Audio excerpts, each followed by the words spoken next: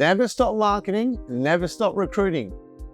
It's absolutely paramount that we are always looking for our next hire. Even when we have a full team, we're talking to people that maybe applied for the job last time, or we see someone at the supplier.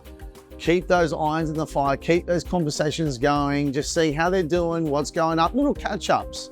It's absolutely paramount that you're always looking for the next hire for your business, or if you just see someone that's amazing talent, make a position for them. Squeeze them into the business and work it out later, because talent is so hard to come by. Same goes for marketing.